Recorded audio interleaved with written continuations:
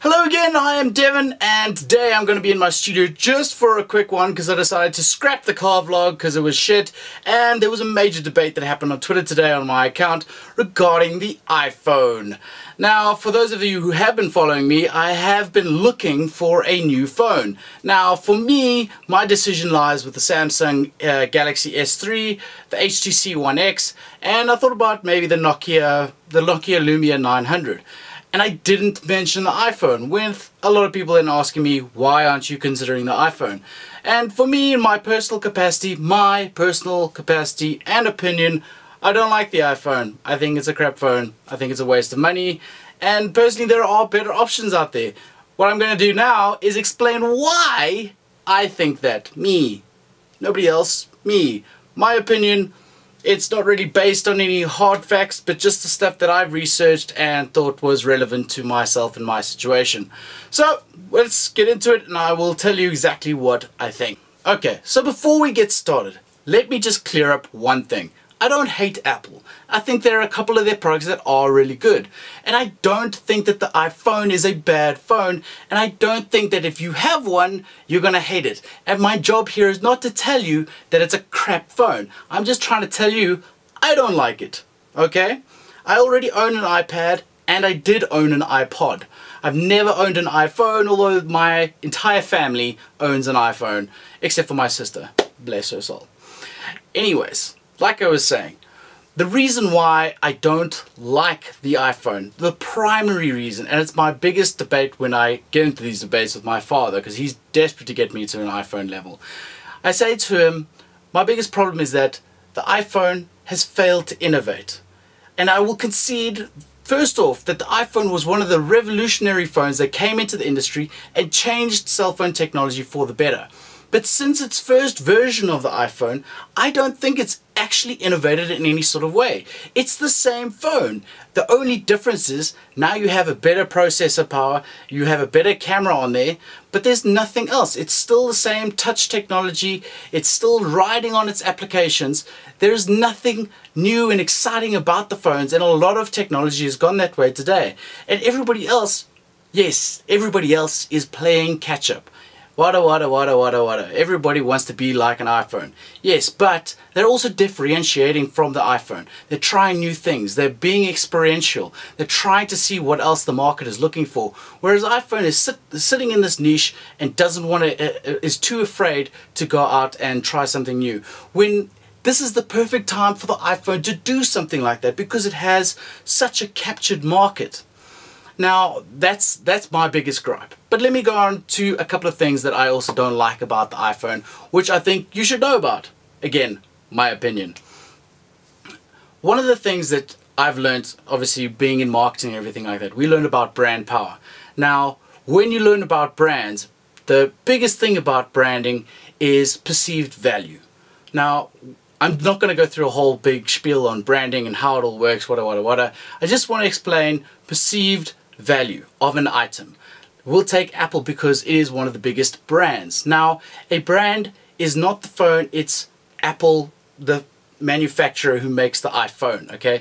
Now, they have now said, this is an Apple, this is the life and the extravagance that it'll bring you, ease, and its technology is wonderful and it integrates here and there and it's all bells and whistles and everything like that, and this is the massive price tag that you have to pay to enter into this market. Whereas the phone is not nearly close to that margin of the technology that's inside the phone. Now, if you just take a moment to have a look at the specs on what the iPhone is running.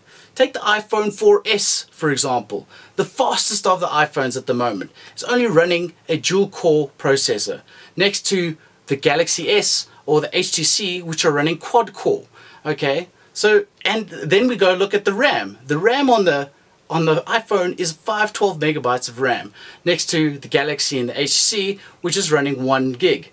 Now, I know some of the terminology is a little bit difficult, but you can see what I'm getting at. The technology in these phones is trumping the iPhone by almost double. Now, you're paying the same price for an iPhone and for the Samsung Galaxy S and HTC One. They're in the same range. But why are we paying more? What is it that the iPhone is giving you extra that these ones aren't?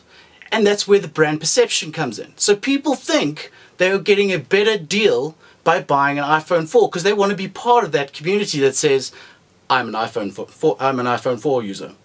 And they can hold their phone and wave it around and have the white earphones that goes in and all that sort of stuff. That's what brand perception is. I'm not saying it's a bad thing, I'm kind of shooting myself in the foot because branding is what we do all the time. But that's the perception. You know, a lot of people have forgotten to look at the value that you're getting out of the technology that you're buying. And that's my biggest gripe with it. And that's one of the biggest reasons why I won't go for an iPhone. Because I don't think the value that you're buying into that technology is what you're going to get out of it. The other side of things that I wanted to really go on, which I didn't like about the iPhone, is the iTunes segment of the iPhone. And basically, the iPhone is useless without iTunes. You need both for the system to work together, even from the very first moment you get your iPhone. Take for example, you get home one day and your iPhone 4 has arrived. Yay! You get your iPhone. Go turn it on. You automatically have to plug it into your machine, download iTunes, register your phone online to make sure that you create an account and get everything out there that you need. And you have to sync it and make sure that it all is connected. That's hunky-dory. It's awesome. Yay! That's cool. But if you don't know that you need to get an iTunes account from the UK or the US because the iTunes store in South Africa is boinked, it's rubbish, there's nothing on it, and there's barely any music, there's no applications, there's no movies, there's nothing. You can't explore or utilize the full service of iTunes because it's not available in South Africa. You have to get an account in the US or the UK, and to do that you need to go and illegally get an address from the UK or the US. Hopefully you have siblings or you know of a way to get an address overseas so that you can get all that great content for your iPhone.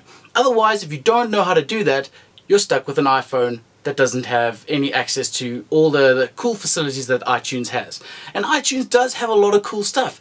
And again, it's one of those technologies that came into the world and it literally saved the music industry overnight by allowing people to download music content, download applications, download movies at a cost at an online purchase. What an excellent idea. But now I feel like they're holding on to that iTunes thing like nothing ever before. Well, okay, well, I'm gonna buy this iPhone for $8 grand or whatever it is, and I'm going to have to plug into iTunes to actually use it. But now I can't get all the great content that I've seen that's been advertised in iTunes because I don't live in the US or the UK. So I'm just gonna have a phone for $8 grand. I owned a Samsung Galaxy S2. I didn't like the phone. I played with it, I thought I would like it, I didn't.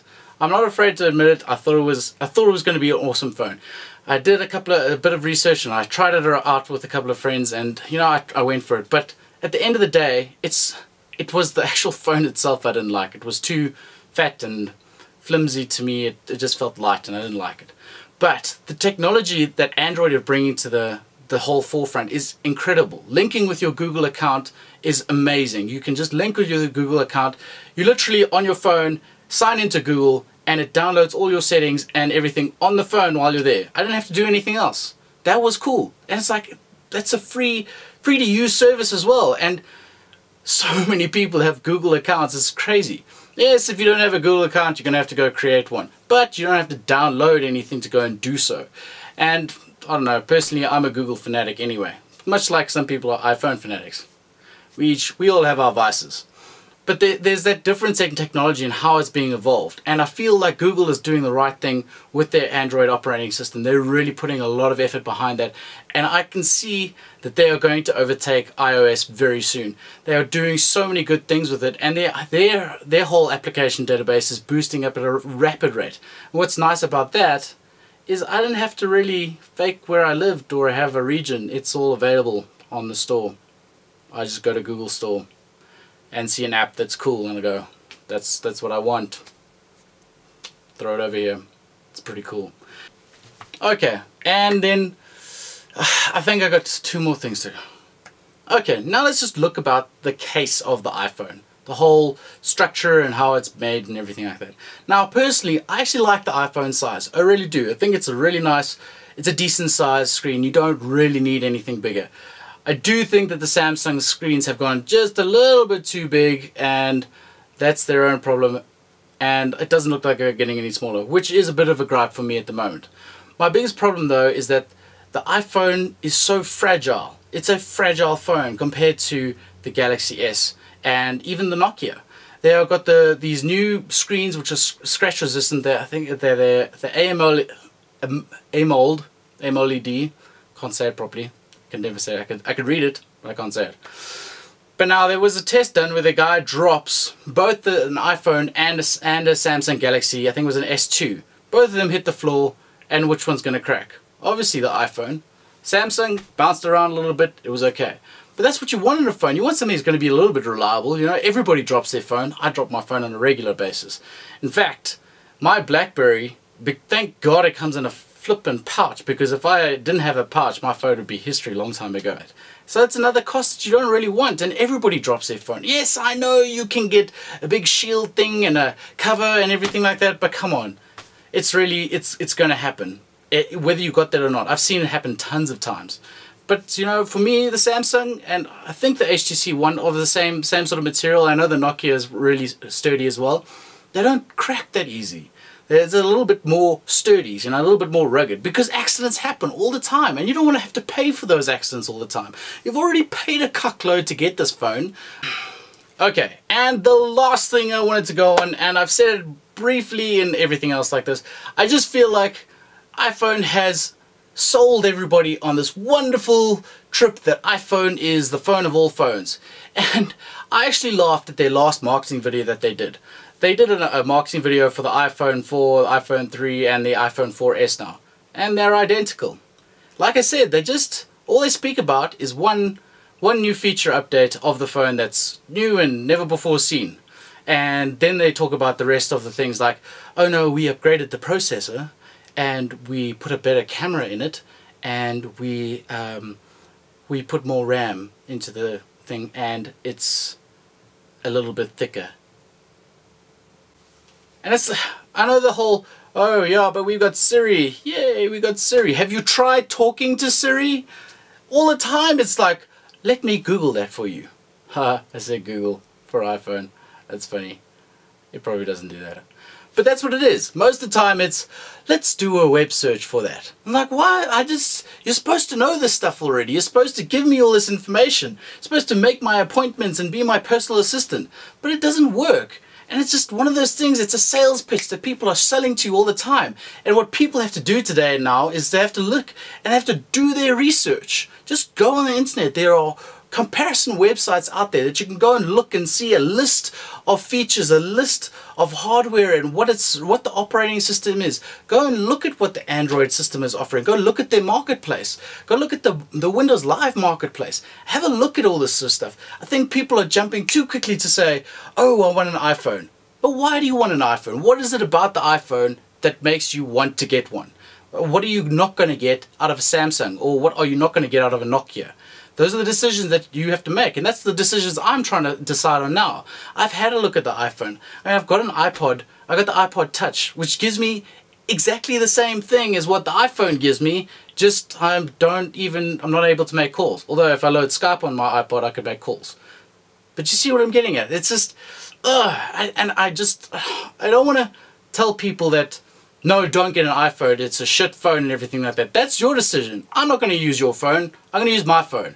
But don't come to me and tell me that I'm an idiot because I don't want an iPhone. I've done my research. I've done my homework as well. So that's my whole perspective on things. You see, it's not just about the phone. There's so much happening. And people, just do your research, please. Please do your research. Anyways, like I said, apparently the iPhone 5 is coming out in 2 months as well. So a lot of people are telling me, hold your horses there. Just wait 1 second. Let's hear what iPhone 5 has to say.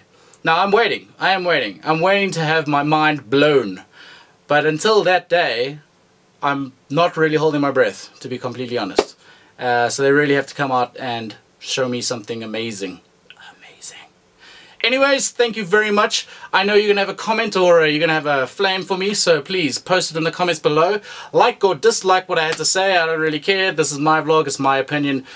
But please do subscribe, and if you have any other comments, let me know below. Or send me a mail, follow me on Twitter, and I will check you out soon. Ciao.